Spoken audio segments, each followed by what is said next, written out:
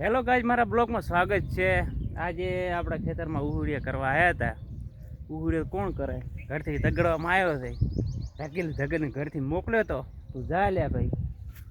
એટલે આપણે કોઈ આવ્યા છે ને એક વિચાર કર્યો, પેલો ફેસબુકમાં વિડીયો બનાવ્યો, પછી ઇન્સ્ટામાં બનાવ્યો, હવે યુટ્યુબનો વારો।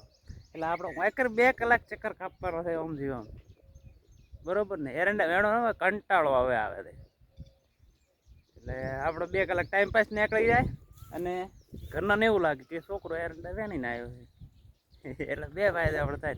થાકી તે રોટલો હાલે, સમજ્યા ને? કે બધા રોટલો હાલે તો ખરી, પણ થોડોક વાહન પછાડીને હાલે।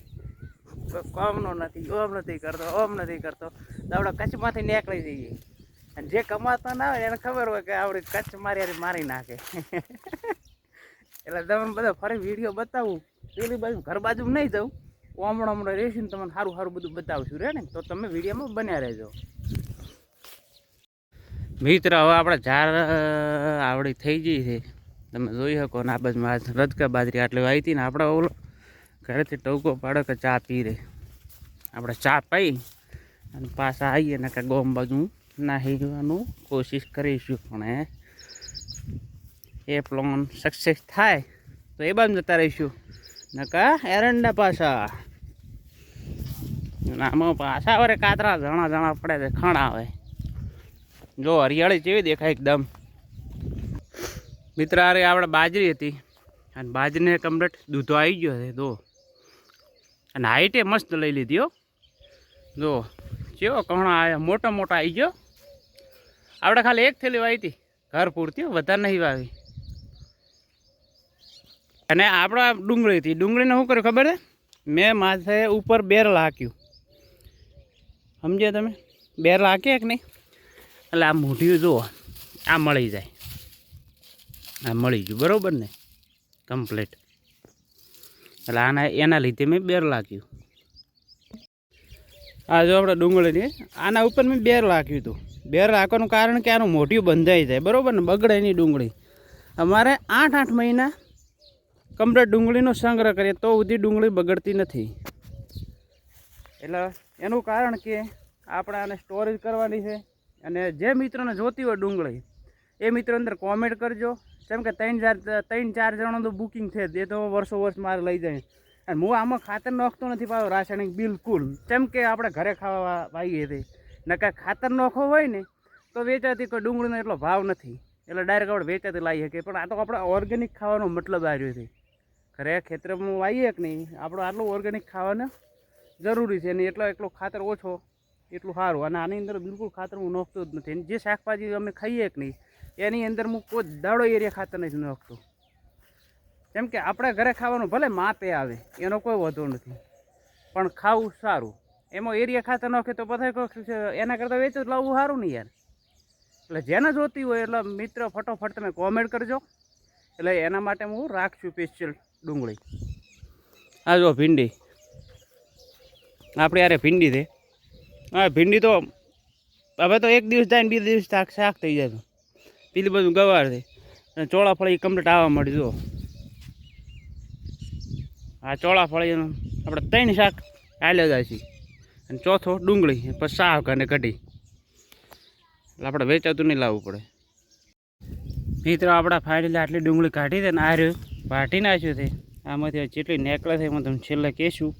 ખાલી જમીન આટલામાંથી આટલી લીધી છે, થોડીક જ, આ 10 કિલો નીકળી આ ડુંગળી। આની મારા અંદાજ પ્રમાણે 6 થી 7 મણ નીકળ્યું આ પાળિયામાંથી। અને આ પાળિયામાં તો આપણે ખોદ્યું હતું, પણ આ પાળિયામાં શું થયું ખબર છે? પહેલાંથી આખો શિયાળો લીધી હતી, માંથી ઉખાડી હતી, એટલે માપે નીકળી હતી, પણ આમાં પૂરેપૂરી ડુંગળી નીકળશે। અને જુઓ તમે ગોઠિયા ખાલી છે કે નહીં, એકદમ મીઠા છે, કોઈ તીખો ડુંગળીનો ગોઠિયો નથી। તીખું થવાનું કારણ શું છે ખબર છે? એરિયા ખાતર અંદર નાખીએ ને એના લીધે તીખી વધારે ડુંગળી, જેટલો તમે એરિયા ખાતર અંદર નાખો એટલી ડુંગળી તીખી થાય અને એકદમ લાલ ચોળ થાય। લાલ ચોળ ડુંગળી હોય કે ને એટલે હજમી લો તમારી ડુંગળી તીખી, અને વ્હાઈટ થોડી કોઈ શાઇન મારતી હોય ને એ એકદમ ડુંગળી મોળી અને મીઠી હોય। તમે વિડીયોમાં બન્યા રહો, આગળ હું તમને બતાવું મિત્ર। અત્યારે હોય ડુંગળી આપણે નાખીએ છીએ, હોય કને 2 દાડા પડી રાખીશું, અને પછી સાફ કરી અને પછી ઓયડીમાં આપણે નાખી દઈશું। એટલે આપણે 8 મહિને સંગ્રહ આનો કરવાનો, થોડો નહીં, 8 મહિના આપણે ડુંગળી બગડે નહીં એ ટાઈપનું કરવાનું રહે, બરાબર. ફાઇનલ મિત્રો આપણે 3 ભરી નાખ્યા છે અને મારે પ્રિયાંશી ભરે છે. પ્રિયાંશી નહીં તો ભરે હે ને? હે તો ભરે એવું એમ ને? આપણે આ ત્રીજું ડુંગળીનું ભરાઈ ગયું કન્ટેનર. હવે ડુંગળી બાકી રહી આટલી, આમાં જે ભરો એ ખરો, બરાબર ને પ્રિયાંશી? તમે હું પ્રિયાંશી આપણે નોખી આવવા દઈને હેડો, લેડો હું ઓછો કરી લ્યો, કરો હેડો, કરો કરો કરો ફટાફટ, મોડું થાય છે. લ્યો લ્યો લાલ કબૂતર અહીં છે. આ મિત્ર આપણે 5મું ટબ ભર્યું છે, બરાબર ને? હા 5મું ટબ ભરાઈ ગયું અને હવે આટલું રીતે અડધું ટબ થાય છે. હવે કમલા આટલી ડુંગળી હતી ને આટલી નીકળી આમાંથી, હજી આ બાકી હતી, આ ખેખો બાકી, આ ખેખો બાકી ને પેલું 3 કેરા હજી બાકી હતી, 3 પાળીઓ કોણ.